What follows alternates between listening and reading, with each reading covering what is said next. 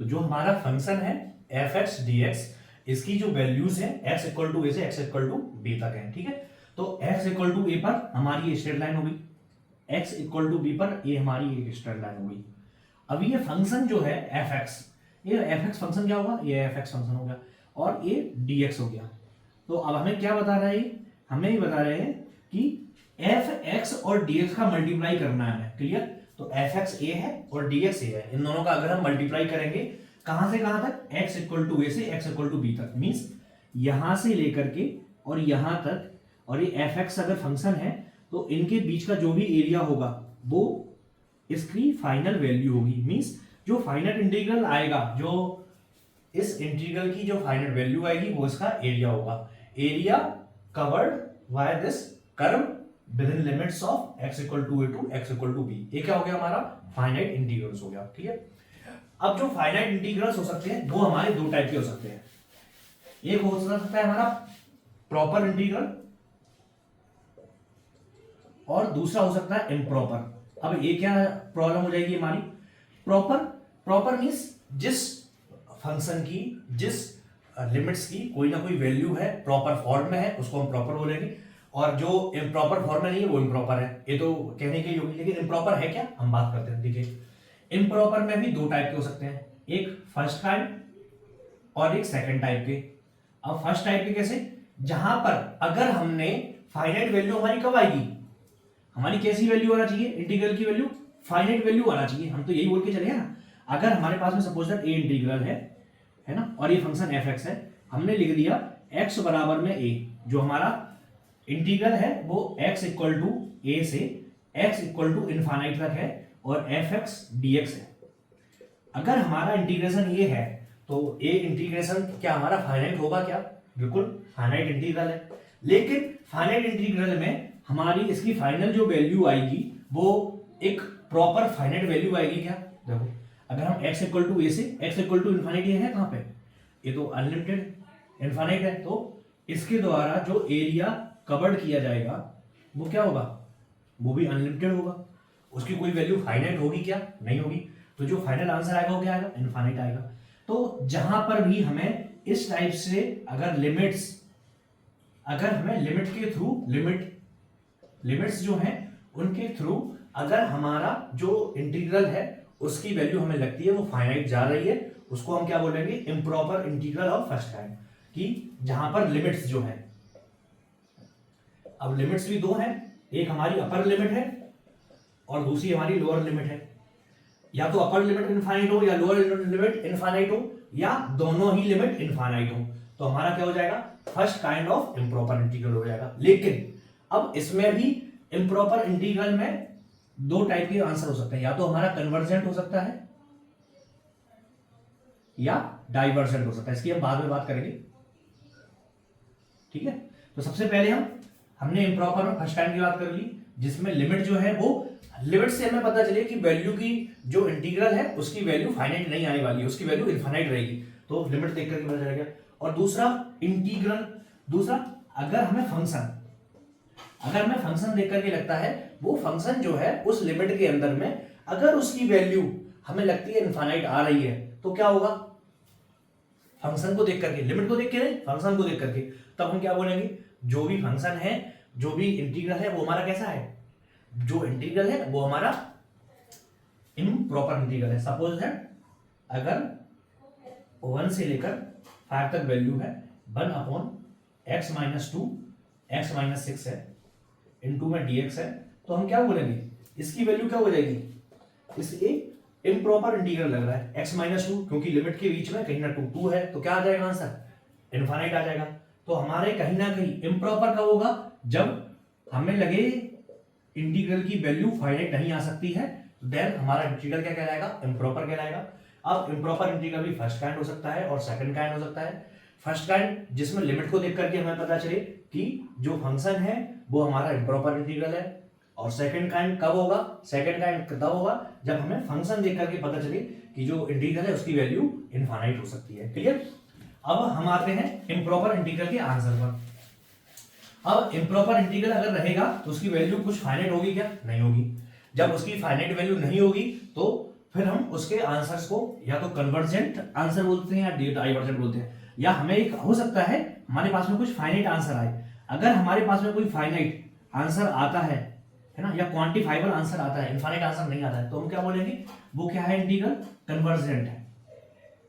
क्या है वो, कन्वर्जेंट है। और अगर उसकी वैल्यू इनफाइनाइट आती है या नॉन डिफाइन आती है, तो हमारा इंटीग्रल क्या कहलाएगा, डाइवर्जेंट कहलाएगा। ठीक है, वो क्या कहलाएगा, डाइवर्जेंट इम्प्रॉपर इंटीग्रल कहलाएगा। ठीक है, अब हम बात कर लेते हैं इंटीग्रल्स में दो जो मेन फंक्शन रहते हैं, एक बीटा फंक्शन और एक गामा फंक्शन। ठीक है, ये दोनों और हमारे बहुत ही इंपॉर्टेंट इंटीग्रल के चैप्टर हैं या इंटीग्रल के पार्ट है, इनको हम एक बार देखते हैं।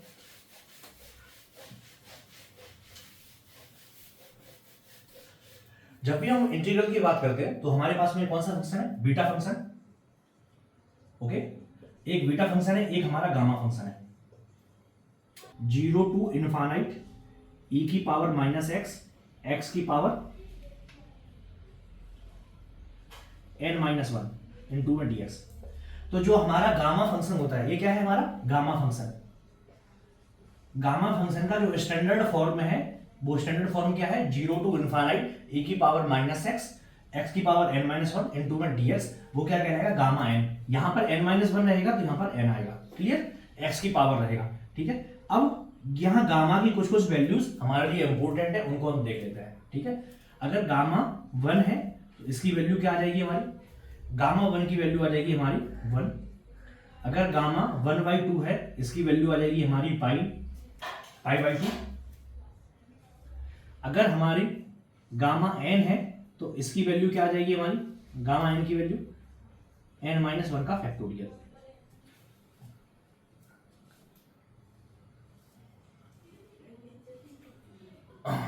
तो गामा n की वैल्यू n-1 का फैक्टोरियल हो गया। गामा हाफ की वैल्यू पाई/2 हो गया। ओहो, गामा हाफ की वैल्यू अंडर रूट। तो जो हमारी गामा है, इनकी स्टैंडर्ड वैल्यू हमने यहाँ पे लिख दी है, जो बहुत ज्यादा जरूरी है। ठीक है, गामा 1 बराबर में 1, गामा हाफ बराबर under root pi, gamma n रहेगा तो n-1 फैक्टोरियल हो गया। ठीक है, ये हमारा गामा फंक्शन हो गया। अब जो बीटा फंक्शन है, बीटा फंक्शन जो होता है उसको mn से डिनोट करते हैं। बीटा m और n दो वैल्यू आती है हमारी बीटा में। ठीक है, बीटा mn की वैल्यू क्या होती है, 0 से 1 x की पावर m-1, 1 माइनस एक्स की पावर n-1 इन टू में dx।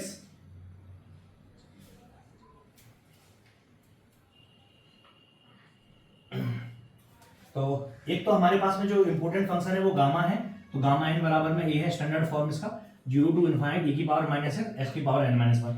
और हमारे जो तीन फार्मूले हैं उनको हमें याद रख लेना है। गामा 1 बराबर में 1 रहेगा, गामा n बराबर में n-1 फैक्टोरियल रहेगा, गामा हाफ बराबर में अंडर रूट पाई रहेगा। ठीक है, और अगर बीटा की बात करेंगे तो बीटा mn बराबर में होगा x की पावर m-1 m और 1 माइनस एक्स की पावर n-1 dx। और इसकी जो फाइनल वैल्यू आएगी वो क्या आएगी, gamma m gamma n upon gamma m plus n plus 1। Beta mn की वैल्यू रहेगी x की पावर m-1, x की पावर 1 माइनस x की पावर n-1 टू में dx।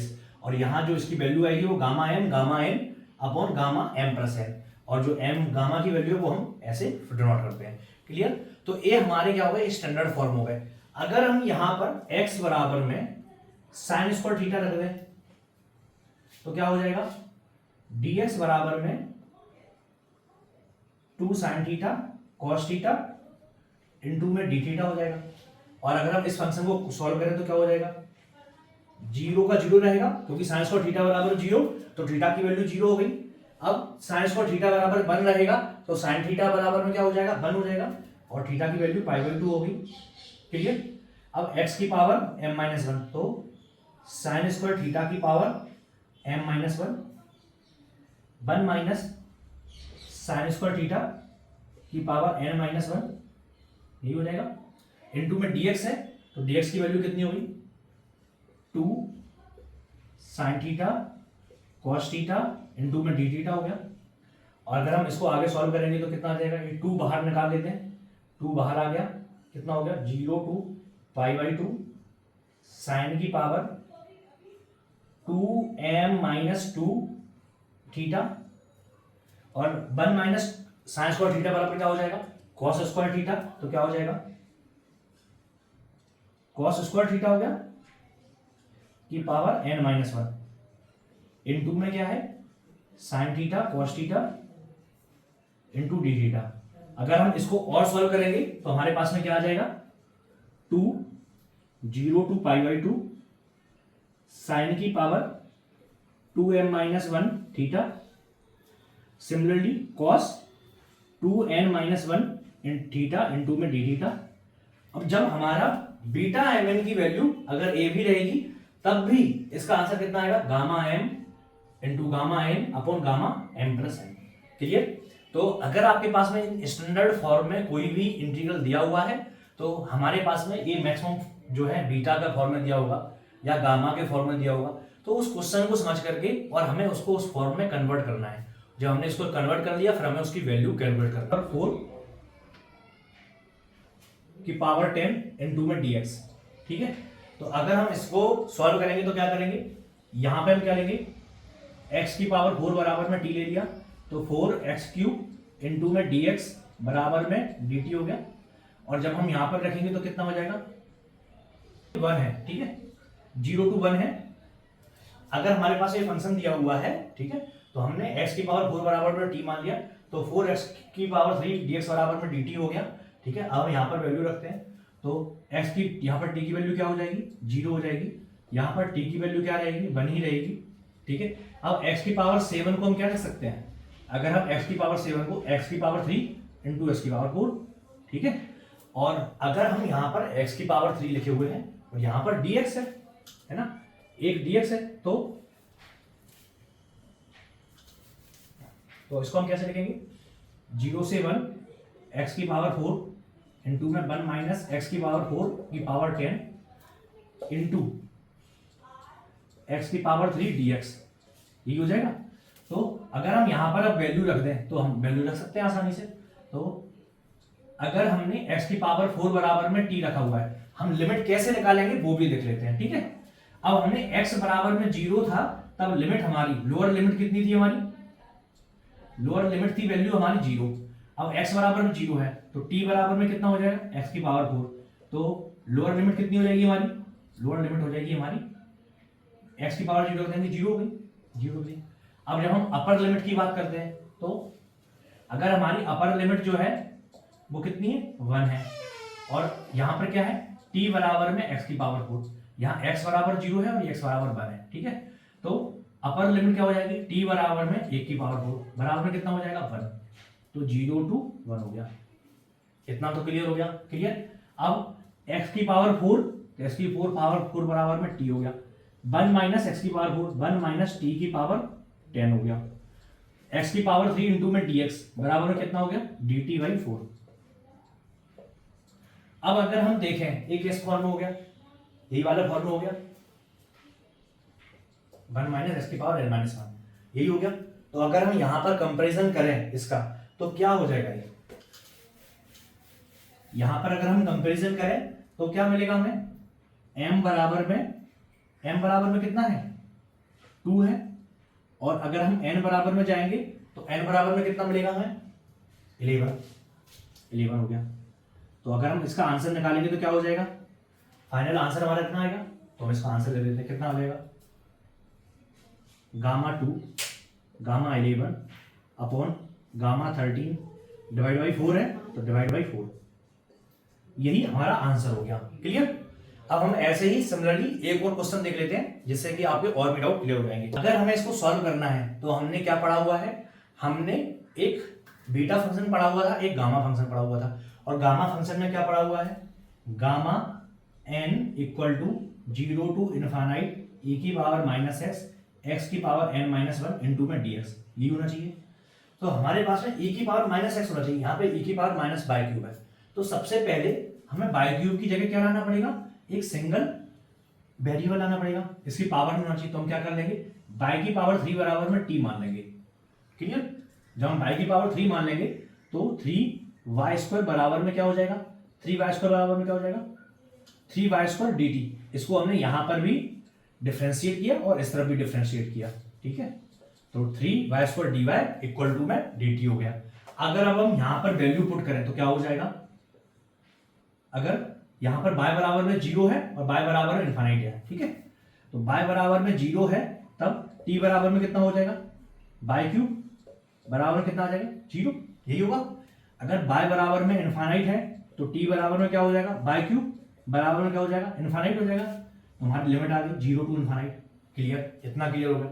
अब e की पावर माइनस बाई क्यूब है तो e की पावर बाई क्यूब बराबर t मान लिया तो माइनस टी रह गया। क्लियर, इतना भी क्लियर हो गया।